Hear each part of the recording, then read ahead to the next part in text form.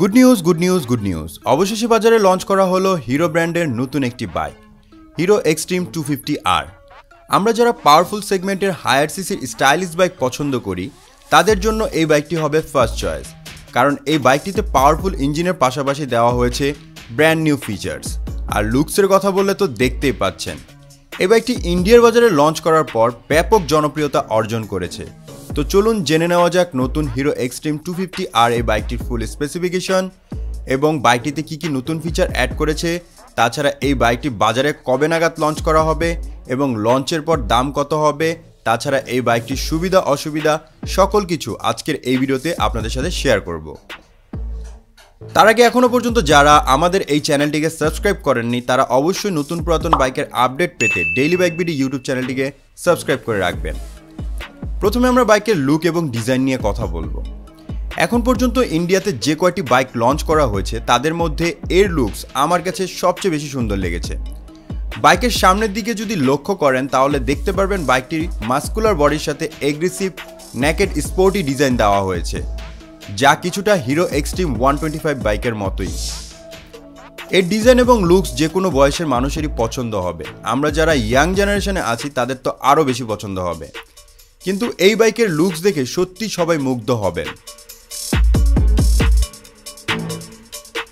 বাইকের সামনের দিকে লক্ষ্য করলে দেখতে পারবেন বাইকের সামনে হেডলাইট হিসাবে ব্যবহার করা হয়েছে এলইডি বাল্বের হেডলাইট সেটআপ, যার থেকে নাইট ভিজিবিলিটি অনেক ভালো পাওয়া যাবে।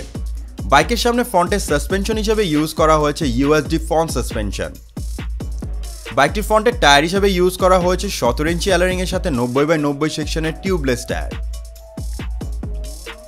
এই বাইকের সামনে ব্রেকিং সিস্টেম হিসেবে ব্যবহার করা হয়েছে 300 মিলিমিটারের ডিস্ক ব্রেক, সাথে থাকছে dual channel ABS braking technology, যার জন্য রাইডার বেশ কনফিডেন্টলি বাইকটিকে রাইড করতে পারবেন।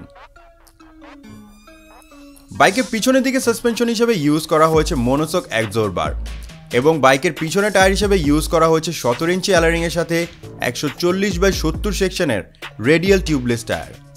পিছনের চাকা মোটা হওয়ায় বেশ ভালো কর্নারিং করতে পারবেন। বাইকটির পিছনে আমরা টেল ল্যাম্প হিসেবে দেখতে পারবো আকর্ষণীয় ডিজাইনের এলইডি বাল্বের টেল ল্যাম্প, তবে পিছনের সিট অনেকটা উঁচু, এটা আবার অনেকের পছন্দ নাও হতে পারে। বাইকটিতে আরও ব্যবহার করা হচ্ছে সিঙ্গেল পার্ট হ্যান্ডেলবারের সাথে একেবারে নতুন ডিজাইনের ফুললি ডিজিটাল স্পিডোমিটার, যাতে ফিচার হিসেবে থাকছে clock, pass light, tachometer, odometer, low fuel indicator, low oil indicator, turn lamp এবং most important gear position indicator. নতুন করে পাবেন এই বাইকটিতে ব্লুটুথ কানেক্টিভিটি। বাইকটির মিটার এক্সপিরিয়েন্স খুবই ভালো হবে। চলুন এখন আমরা কথা বলবো এই বাইকটির ইঞ্জিন পারফরমেন্স নিয়ে। বাইকটিতে ইঞ্জিন হিসেবে ইউজ করা হয়েছে 250 CC DOHC 4 valve single cylinder liquid cool engine. বাইকটিতে লিকুইড কুল ইঞ্জিন থাকার কারণে বাইকটি ইজিলি আপনি লং ট্যুর করতে পারবেন আর ওভারহিটিং ইস্যু থাকবেই না। বাইকটি থেকে ম্যাক্সিমাম পাওয়ার আউটপুট করে থাকবে 30 bhp 9250 rpm এ। এই পাওয়ারে বাইকটি থেকে আপনি টপ স্পিড তুলতে পারবেন অনায়াসে 150 থেকে 170 কিলোমিটারের মতো। বাইকটি থেকে ম্যাক্সিমাম টর্ক উৎপন্ন করে থাকবে 25 নিউটন মিটার 7250 rpm এ। দুঃখের বিষয় বাইকটি থেকে খুব একটা বেশি মাইলেজ পাবেন না। ওভারঅল বাইকটি থেকে মাইলেজ পেয়ে যাবেন মাত্র 30 কিলোমিটারের মতো। এই বাইকটির স্পিড কন্ট্রোলিং এর জন্য এতে আপনি পেয়ে যাবেন 6 স্পিড গিয়ার বক্স। বন্ধুরা, এই ছিল এই বাইকের ইঞ্জিন পারফরমেন্স। বাইকটির ইঞ্জিন পারফরমেন্স আপনাদের কাছে কেমন লাগলো তা অবশ্যই আমাদের কমেন্ট করে জানাবেন। চলুন এখন জেনে নেওয়া যাক বাইকটি বাংলাদেশের বাজারে কবে নাগাদ লঞ্চ করা হবে।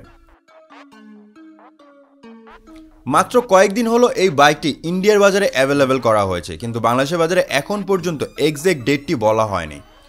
তবে অনুমান করা যায় হিরো এক্সট্রিম 125 এর মতোই 6 থেকে 7 মাসের মধ্যে বাংলাদেশের বাজারে এই বাইকটিকে পাওয়া যাবে।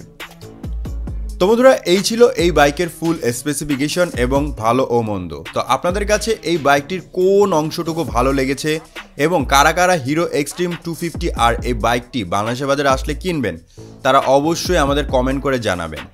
এবং এই ভিডিওটি ভালো লাগলে অবশ্যই ভিডিওতে লাইক করবেন। সম্পূর্ণ ভিডিওটি দেখার জন্য ধন্যবাদ।